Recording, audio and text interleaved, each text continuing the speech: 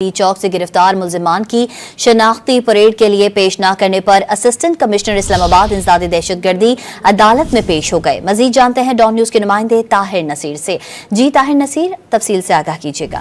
जी बिल्कुल, देखिए डी चौक से गिरफ्तार पाकिस्तान तहरीके इंसाफ के कारकुनान जिनको शनाख्त परेड पर मुख्तलिफ जेलों में भेजा गया था और उनको पेश न करने पर इस्लामाबाद की इंसदादी दहशतगर्दी अदालत के जज अबुल हसन जुल्करनैन ने डिप्टी कमिश्नर को अदालत तलब किया था। डिप्टी कमिश्नर तो सुप्रीम कोर्ट में मसरूफियात के बाद अदालत पेश न हुए, अलबत्ता जो असिस्टेंट कमिश्नर सिटी हैं वो अदालत में पेश हुए। दौरान समाअत अदालत ने एसी से ये इस्तफसार किया कि आप किस कामन से हैं, जिस पर एसी ने मौका अपनाया कि मैं 47 कामन का हूँ। अदालत ने ये रिमार्क दिए कि क्या आपको आपकी जिम्मेदारियों का मालूम है कि शनाख्त परेड कैसे की जाती है। ये पुलिस वाले आपके दरवाजे के बाहर खड़े होते हैं, शनाख्त परेड की दस्तावेजात किधर है। अबुल हसन जुल्करनैन ने इस्तफसार किया, जिस पर असिस्टेंट कमिश्नर ने अदालत को आगाह किया कि दस्तावेजात न्यायिक कोर्ट को फराम कर दी गई है। अदालत ने यह भी रिमार्क दिया कि आप लोगों ने रोज का तमाशा बनाया हुआ है, आवाम जलील हो रही है, बच्चे रुल रहे हैं, आजादी का मसला और आपने बदमाशी मचाई हुई है।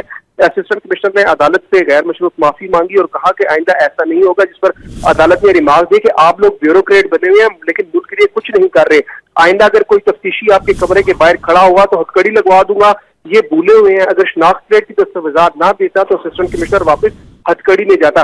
अदालत ने यह भी रिमार्क दिए कि आइंदा अगर ऐसा कुछ हुआ तो असिस्टेंट कमिश्नर और डिप्टी कमिश्नर को हथकड़ी में बुलवाऊंगा।